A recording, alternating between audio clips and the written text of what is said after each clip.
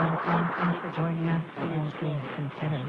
If you're 70 and a half or older, a qualified charitable distribution from your IRA is a tax-designated supporting CTM. Ask your financial advisor about the benefits. For more information, please visit abpm.org/ed or call 520-621-3808. A lawyer for the Proud Boys, Enrique Carrillo, talks about his early release from prison. We're looking forward to Enrique coming back home. It's a long time away. Close to 3 years that he's been away from his family. More on that story next hour. This is January 1552 from KUAZ FM HD. 89.1 Tucson. KUAT FM HD2 Tucson, KUAS FM and HD, 88.9 Service Sound. With transporters K217 Juan Service, K2 Catalina, and K216 Gianluca. All these car wars, all this investigation, all the efforts to bring justice and accountability have been erased. By pardoning January 6th rioters, President Trump effectively wiped out the biggest federal case in U.S. history. For Tuesday, January 21st, this is all things considered from NPR News. I'm Ari Shapiro. And I'm Juana Summers. In many U.S. cities, immigrant communities are bracing for a mass deportation effort to begin. We'll look at how people in Chicago are preparing. We know it's coming, whether it takes a week, 2 weeks, and we let our guards down a little bit.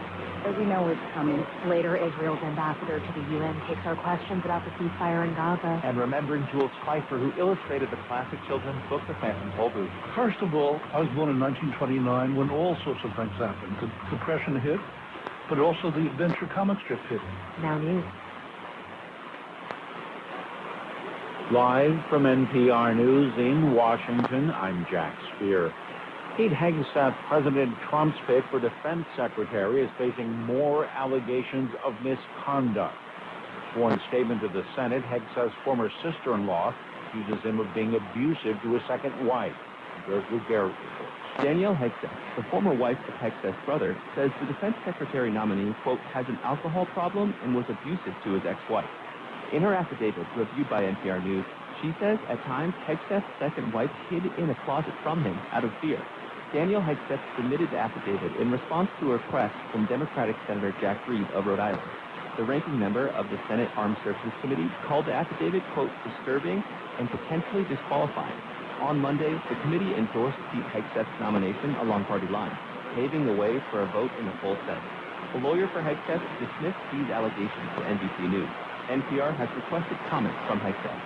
Lou Garrett, NPR News, Washington. Newly sworn-in U.S. Secretary of State Marco Rubio has hit the ground running today, meeting with members of what's known as the QUAD, which includes U.S., Australia, India, and Japan. Rubio hosted his counterparts from the group at the State Department.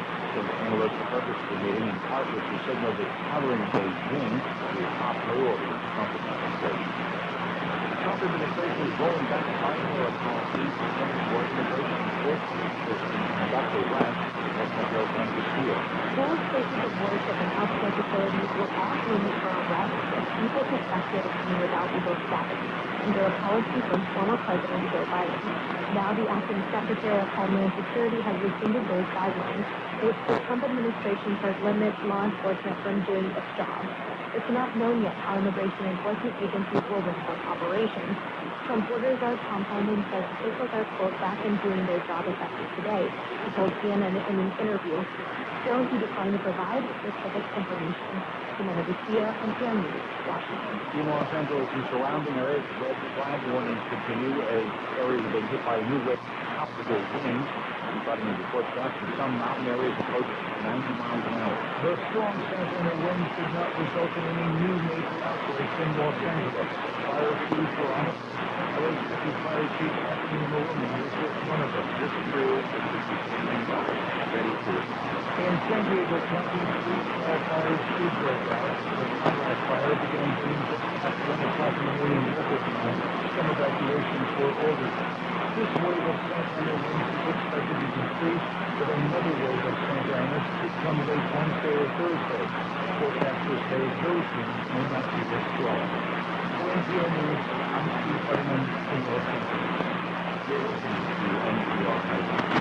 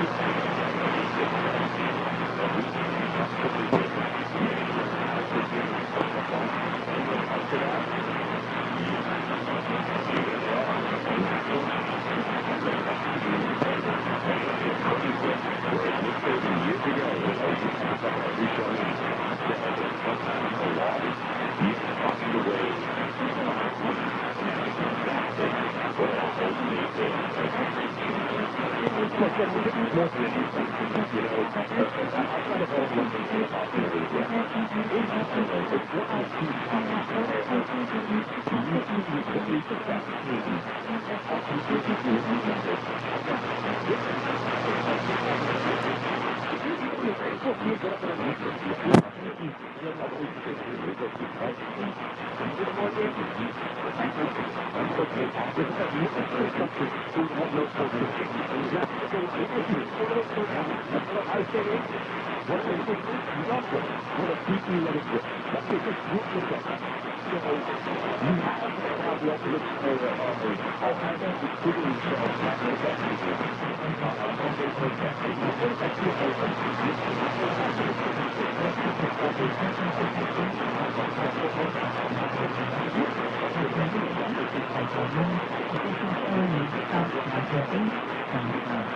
Most of fish have a response around 27 feet.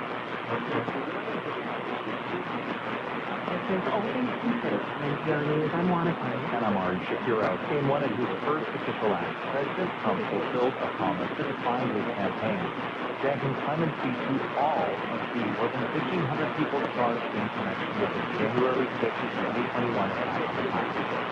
These are the last tickets.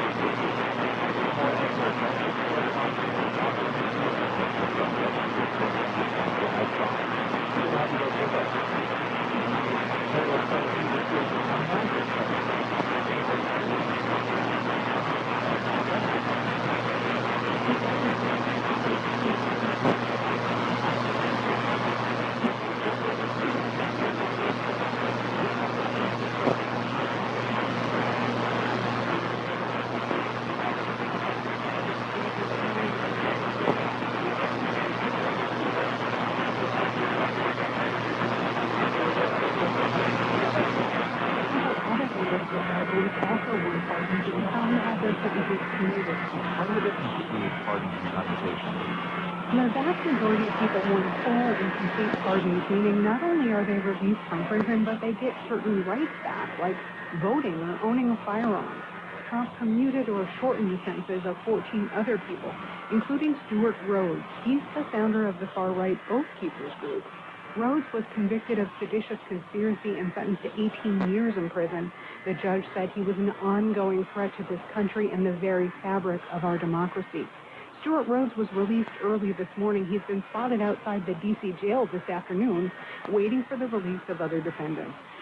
Tom, there had been a sense that Trump might pardon only the nonviolent defendants. Vice President J.D. Vance actually said, obviously, in his words, people who assaulted police should not be pardoned. But Trump pardoned with a broad brush. Remind people about the violence back there. Yeah, rioters brought a lot of weapons. Pepper spray, bear spray, metal poles, bats, stolen police batons, and several actually had loaded handguns, so thankfully they did not shoot anyone. More than 140 police officers were injured, and in one of the most severe assaults that's really stuck with me, a rioter took a stun gun and drove it into the neck of police officer Michael Fanone. He then suffered a heart attack. He was worried he was going to be killed. Multiple officers have described being crushed, feeling choked by the pepper spray, thinking they are about to die. And some rioters celebrated the violence, like Ryan Nichols. He wore a bulletproof vest on January 6th. He was armed with a crowbar. He pleaded guilty to spraying police officers in the face with pepper spray. And on the night of January 6th, so after the riot, he recorded himself calling for a second American Revolution. So if you want to know where Ryan Nichols stands stands for violence. Ryan Nichols is done allowing his country to be stolen, and I understand that the first Revolutionary War, folks, it was violent. Well, guess what? The second Revolutionary War, right now, the American Revolutionary War that's going on right now, it started today. It's going to be violent. That was Ryan Nichols on January 6th. He was sentenced later to 5 years in prison, and now he is among those violent defendants who received a full and unconditional pardon. Terry, given how much the Justice Department under Merrick Garland has pushed for these prosecutions, how are those prosecutors feeling now? It's the U.S. Attorney's Office here in D.C. that handled most of those cases, and I reached out today to Matt Graves, who led that office under President Biden. Graves says most of these defendants had already pleaded guilty and served their time, so the pardons actually benefit the most violent criminals, the ones who got the most punishment.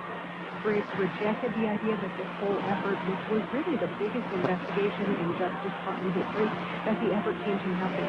He says there's a robust public record, more than 260 trials, exhibits, guilty pleas, and he says those can't be wiped away. And as for releasing so many people who have committed serious crimes, here's what Graves had to say. So as a prosecutor, we always have concerns about individuals when they're released going out and committing things similar times to the crimes they committed in the past. Obviously, those concerns are heightened if there's a perception that their conduct has been approved by the state. Tom, you've been talking to police officers who were assaulted on January 6th and family members. What have you heard? Well, the words I've been hearing are betrayal, shock, but not surprised, is what former Capitol Police Sergeant Aquilino Gamel told me. He was repeatedly assaulted on January 6th, had to have 2 surgeries, actually, because of the injuries he sustained. He still has PTSD. And he was set to go to court, actually, for the sentencing of another rioter who was convicted of assaulting him. But then, after the pardons, he got the call, that's off. As a crime victim, all day he's been getting notifications from the Bureau of Prisons that other people who assaulted him are being released. He said he basically does not understand how Trump and his supporters can claim they back the blue, support law enforcement, while also issuing these pardons. And he's concerned about his and his family's safety, still dealing with threats for speaking out about January 6th. The very same people who claim to support the police are the ones making harassment calls on social media, all because we did our job. So, Tom, what is next for some of these riot defendants?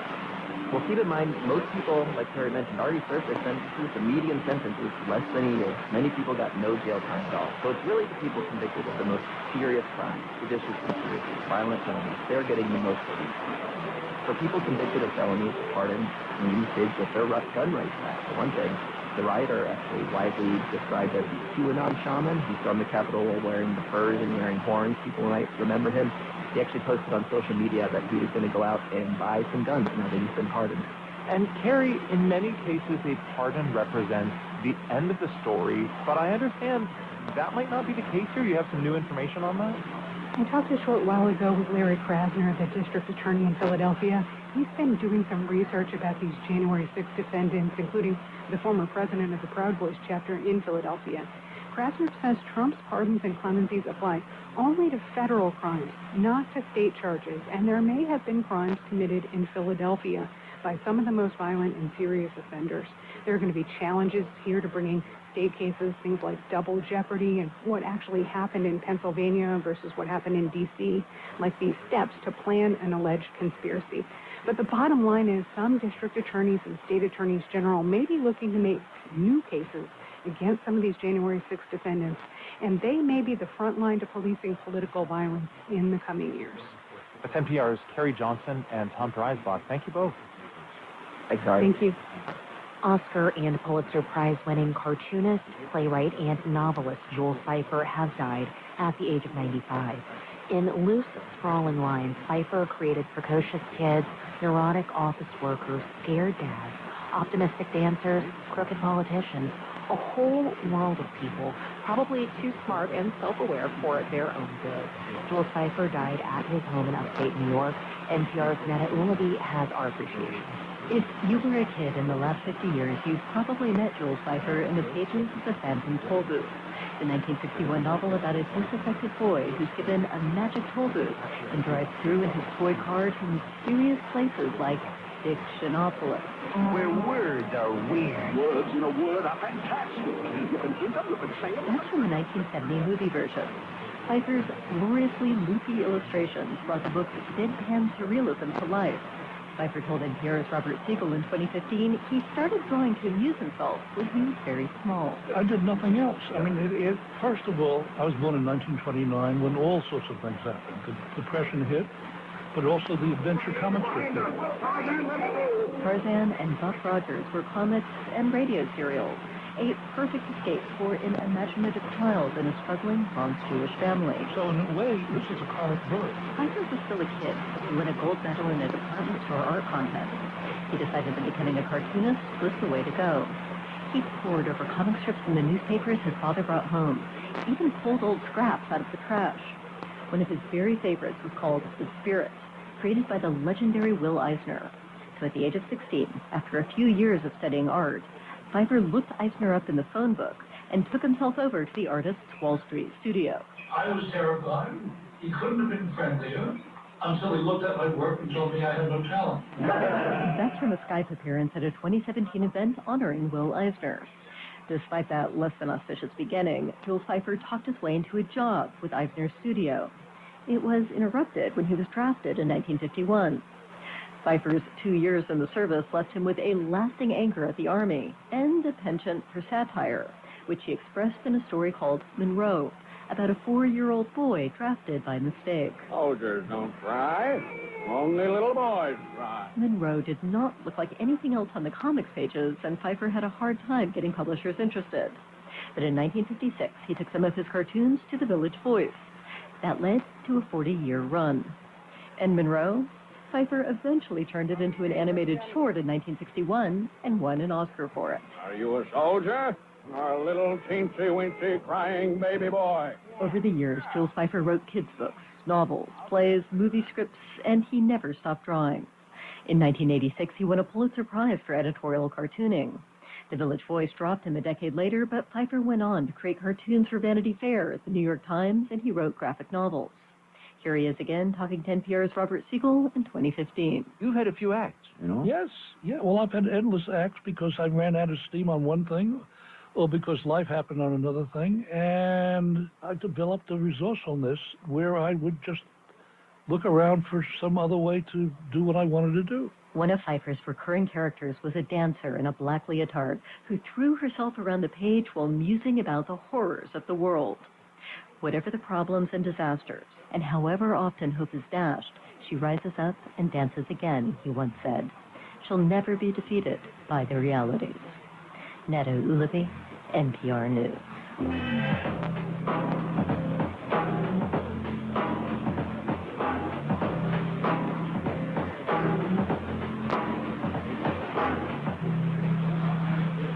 You're listening to All Things Considered from NPR News.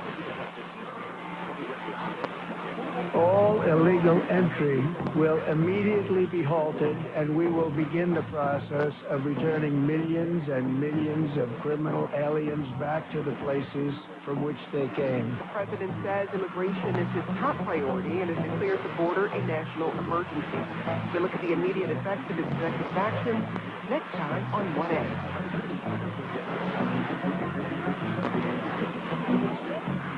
Join us for 1A tomorrow morning, 7 to 9 a.m. here on NPR 89.7. 18 minutes after 5 o'clock, thanks for being part of All Things Considered. So please come to the reference. There is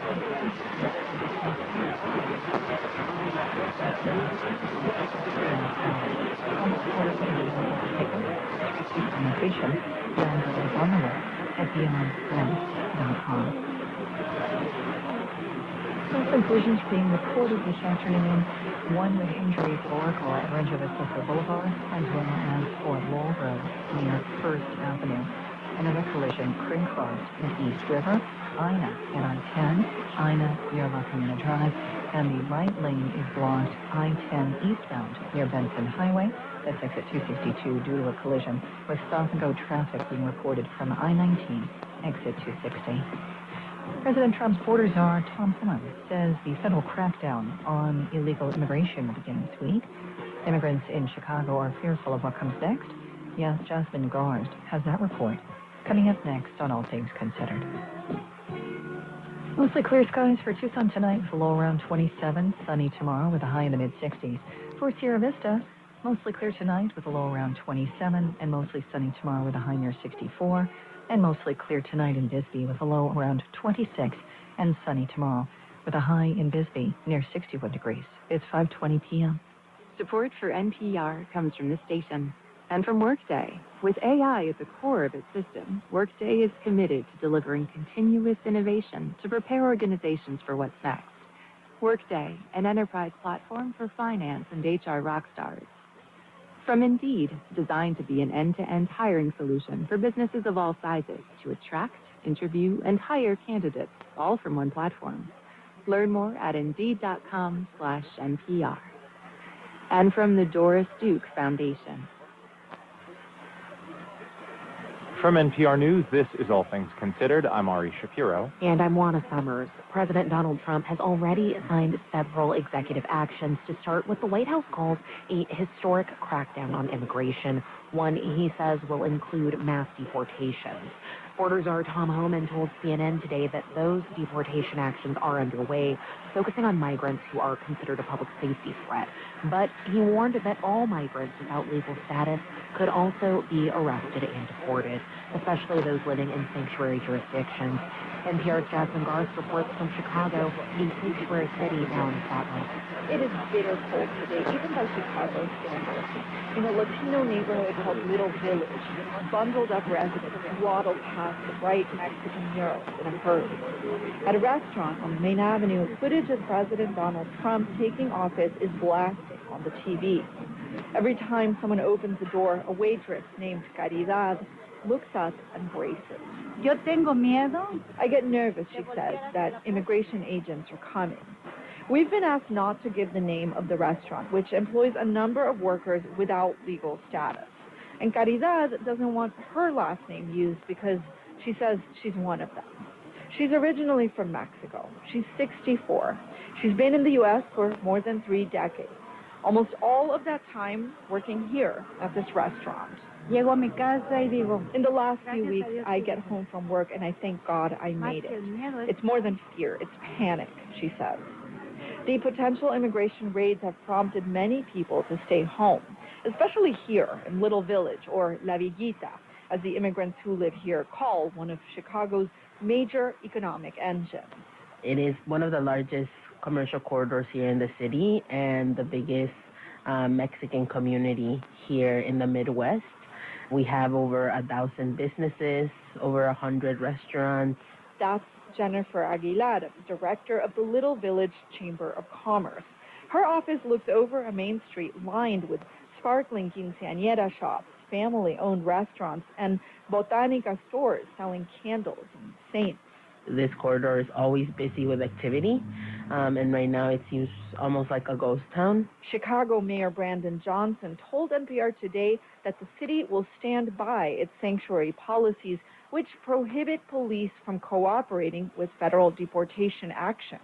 We are firm in that our police department will not intervene or participate in any way. Advocates have been teaching Know Your Rights workshops for months in preparation. Jorge Mujica is with the nonprofit group Arise Chicago. You have to be prepared. You have to have the famous red card. He's talking about the bright red cards advocates have been giving to immigrants. They contain a sort of script in case they are apprehended by a federal immigration agent. They read, I am giving you this card because I don't want to speak with you or have any further contact. I choose to exercise my constitutional right to remain silent. Back at the restaurant in Little Village, Laura, the owner, says she considered closing down for a bit to protect her workers. She asked that we use only her first name because she fears a raid on her restaurant. Also, in the last few days, her business has dropped off by at least 30%. It's going to get ugly. It's going to get ugly either, we know it's coming, whether it takes a week, 2 weeks, and we let our guards down a little bit, because we know it's coming. But she decided against it. She said staying open is kind of their line in this thing. No shame. No shame of being an immigrant. No shame. People want to put shame upon us, and it's not what we are, and it's not who we are. This is what makes America great, the immigrants. By lunch, some customers trickle in, and every time that door opens, Caridad looks alarmed. The younger staff, they could run. She says she's too old for that. And besides, she's been told by activists not to run. No voy a correr, porque es peor para mí. It's worse if you run, she says. I'm not a criminal. I'm not going to run. Jasmine Garz, NPR News, Chicago. Strong winds are in the forecast for Southern California this week, and firefighters put out several small fires yesterday and today. So far, nothing like the giant blazes that forced tens of thousands to evacuate 2 weeks ago. Many are still displaced from that place, at least the worst of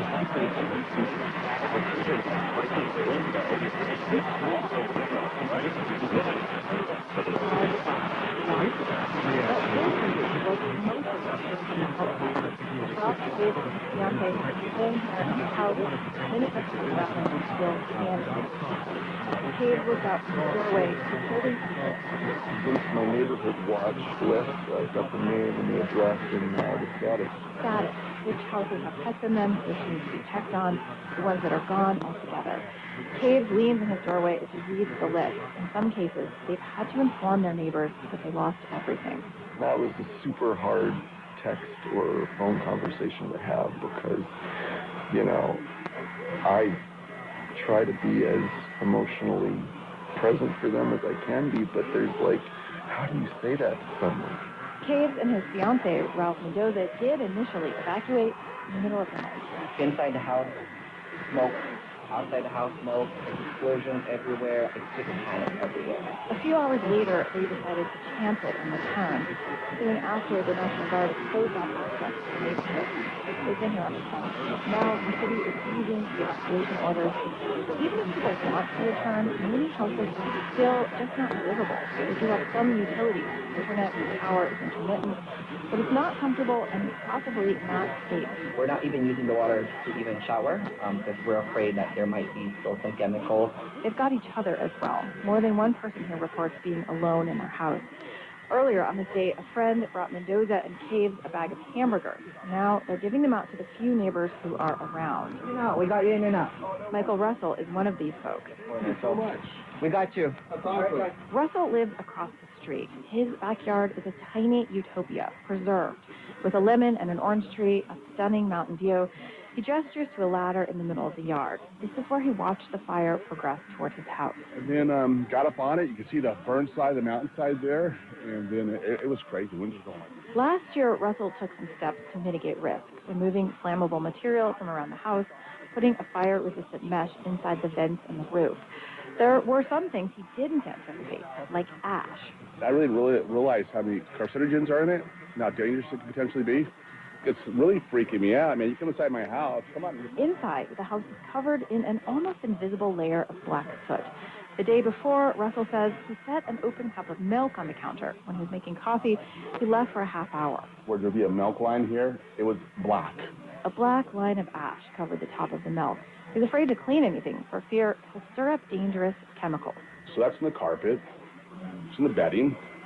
I can't deep clean all this stuff to get this stuff out. He plans to stick around, but he says he has no idea how to figure out what is toxic and how to make his house safe. Authorities are starting to give guidance on this. His neighborhood's emptiness is eerie. So it's kind of living in a kind of a death zone in some ways. And I went out the other day, and as we're going through some neighborhoods in my truck, the cadaver dogs are out there. On the metric of misery, Michael Russell has a house. It is still standing.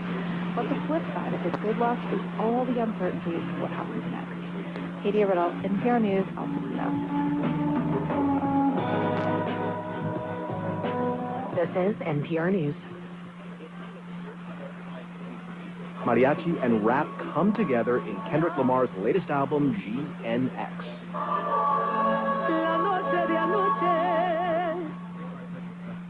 The voice behind that mariachi music is Beta Barrera.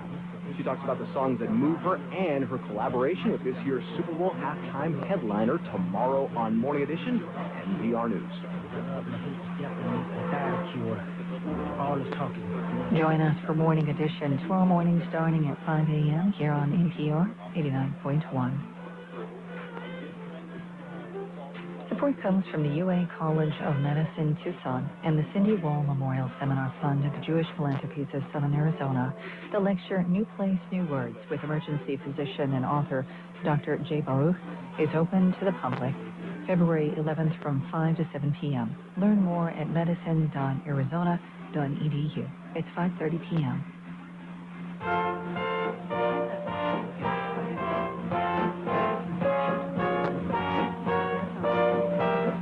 Things Considered from NPR News, I'm Wanda Furman. And I'm Ari Shapiro. Coming up, views of the inauguration from far outside Washington. We don't want to leave here agonizing. We must be organizing. It is not just about resistance. It is about persistence. Plus, remembering musician Garth Hudson. First, these headlines. Live from NPR News in Culver City, California, I'm Dwayne Brown. Less than 24 hours in office, President Trump has signed a flurry of executive orders, including the pardoning of 1,500 January 6th rioters. Trump also declared a national energy emergency, despite the fact that the U.S. has an abundant supply of oil and natural gas. NPR's Camila Dominowski says it's a sign that Trump is making energy a big priority in his second term. As President Trump was signing this order last night, he said that it means you can do whatever you have to do to get out of that problem. In truth, this is partly symbolic. This is a way of saying that energy is a big priority, but it is also material. Emergencies do give the president new authorities. This executive action mentioned some provisions in the Clean Water Act and the Endangered Species Act that are designed for crisis situations. NPR's Camila Dominowski. Trump's order mentions growing demand for energy to fuel artificial intelligence centers and manufacturing. Well, it's snowing in the Deep South. Yes, including Macon, Georgia, which hasn't seen snow in 7 years. Grant Blankenship of Georgia Public Broadcasting has more. Snow's just beginning to fall when homeless outreach workers from the United Way of Central Georgia stop in one of the large encampments on their list. Anybody home? Hey there. Stanley's alone in a cluster of tents when Pam Pinkston tells him about where he can go get warm. They've extended shelter hours in the actual shelter park. Jake Hall leads this work. He says the weeks-long forecast works to his advantage. Past 2 weeks, we've been sending bus passes out into the system. Hall's glad there's some slack still in the shelter system here, but he's worried, too, about the people still unsheltered in the cold to come. For NPR News, I'm Grant Blankenship in Macon, Georgia. Well, stocks finished higher on this first official trading day under the new administration. This is NPR. From EZPM News, I'm Steve Jess. The Mexican consulate in Tucson is getting hundreds of phone calls from Mexican nationals concerned about their rights now that Donald Trump is president. Rafael Barceló Durazo heads the consulate and says they received over 1,500 phone calls on Monday. It's very, very important for the people to understand that regardless of their immigration status, they do have constitutional rights where they are, and the U.S. Constitution has so many rights, and it's important for the people to know that because in that way they can exercise those rights. Many of those calls were about what to do with mixed status families, where some family members may have legal status and others may not. The consulate in Tucson is the only one in the nation to run a 24/7 call center, which is open to all Mexican nationals. Republican Congressman Andy Biggs formally filed a statement of interest today to run for Arizona governor in 2026. Biggs has represented the Phoenix area in Congress since 2017. Before that, he served in the Arizona legislature for over a decade. Filing a statement of interest is the first formal step a potential candidate takes when considering a run for public office. Biggs is a leader of the far-right House Freedom Caucus and a staunch ally of President Donald Trump. He also supported failed efforts to overturn Trump's loss in the 2020 election. Steve Jess, AZPM News. Good afternoon, 5:34 on this Tuesday, January 21st. Thanks for joining us for All Things Considered on NPR 89.1. Support comes from the Mercado Law Firm, protecting the rights of seriously injured clients, their families, and the public The forecast, which one of these guys will go where and how close the top of the weather will get.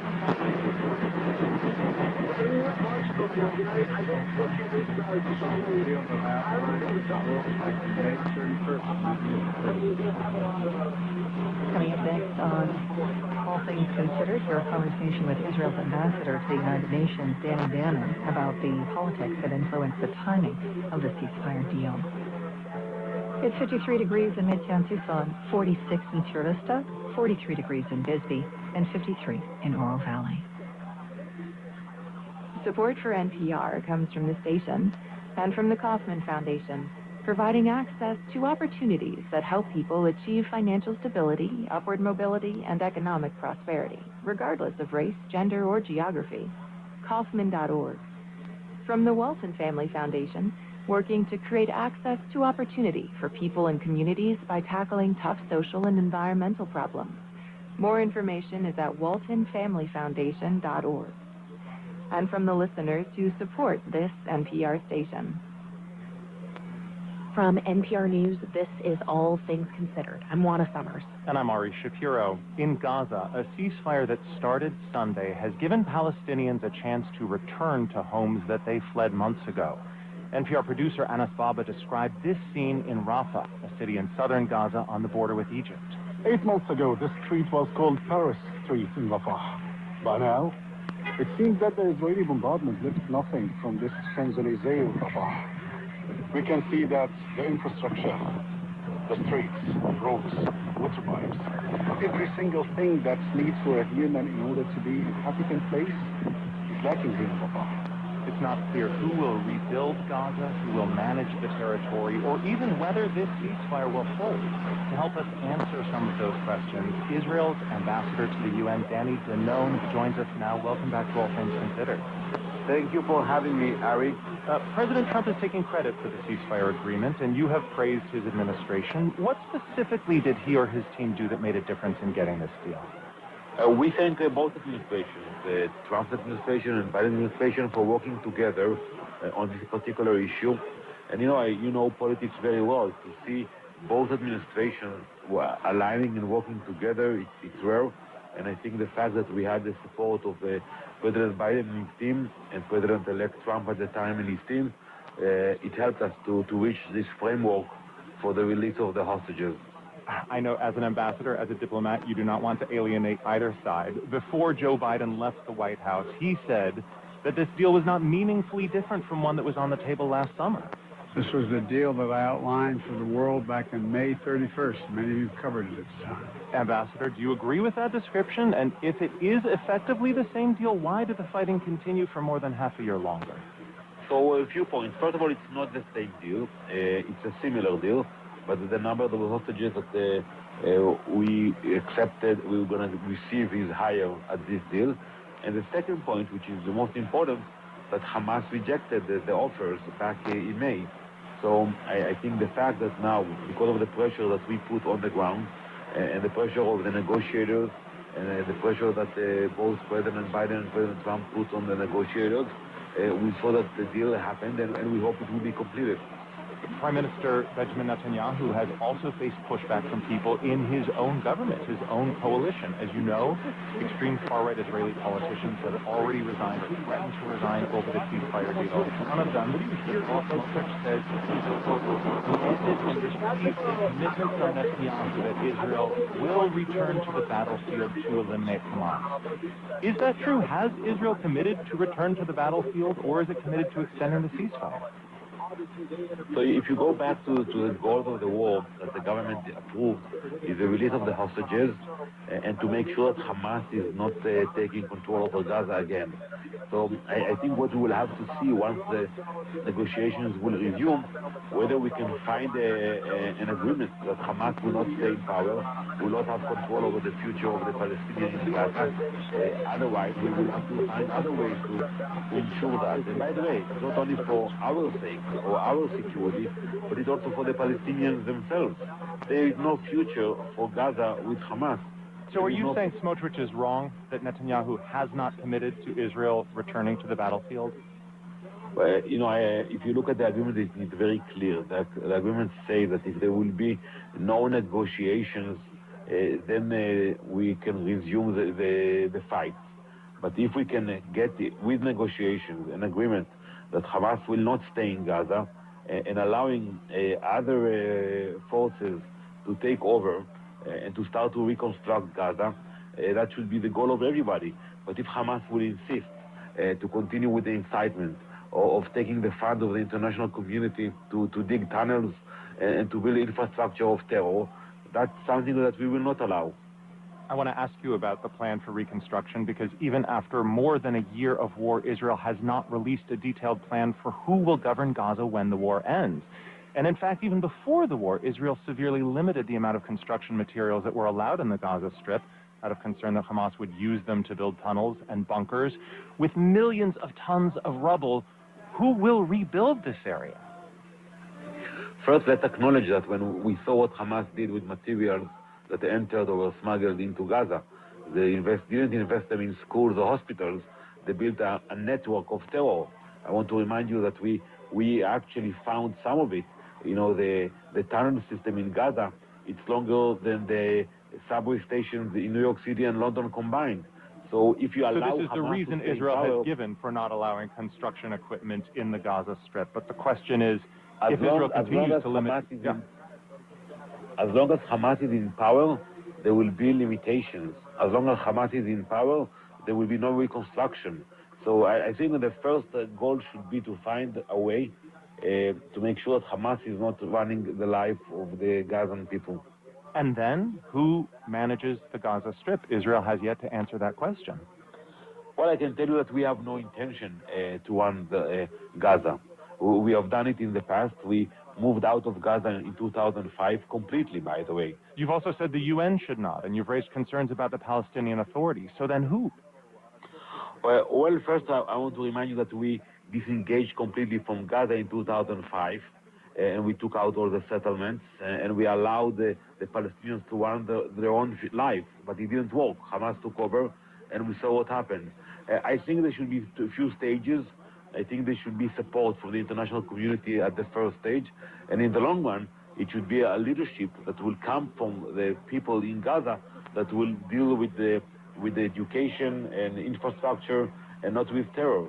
That is the real question, whether you can find a genuine leadership that is not inciting against Israel and promoting radical ideas. You have said that this ceasefire can only progress if Hamas does not control Gaza, and already in the last few days, we have seen men with guns and uniforms and balaclavas in pickup trucks throughout the Gaza Strip as Hamas reasserts its power. President Trump has said he is not confident that this ceasefire will hold. Are you? Well, I do hope so. You know, we want to see those hostages, and I remind you, we're talking about babies, women who were kidnapped from their homes. It's not the same terrorists that Hamas demanded to release, convicted murderers. So we want it to be completed. We want to see them back home, and hopefully we will see them. You know, we anticipating every day to get the names and to see those faces coming back and reuniting with their families. Danny Danon is Israel's ambassador to the United Nations. Thank you for speaking with us. Thank you very much, Harry.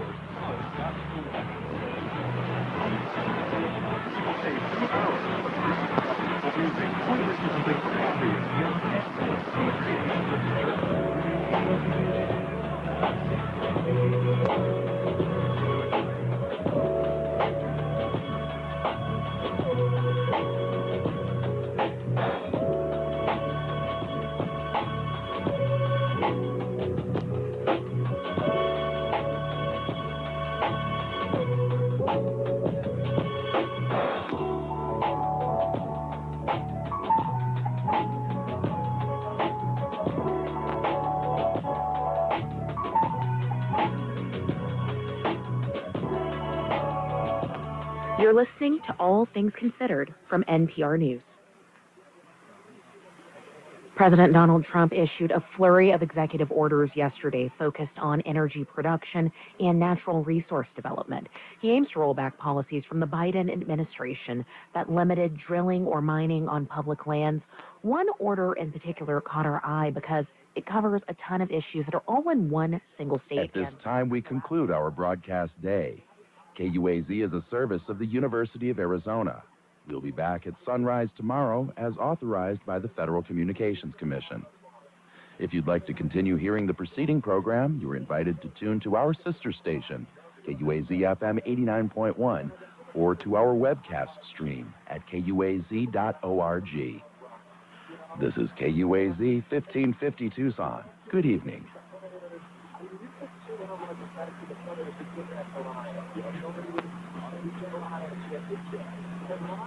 you. championship. But the one is, it was like almost just the opposite. It was like, it sounded like people were talking about lying. It sounded like people were dragging their fucking feet to the mud. And they wanted to do something about it. You know what I mean? And seeing that was kind of cool because I think, at the end of the day,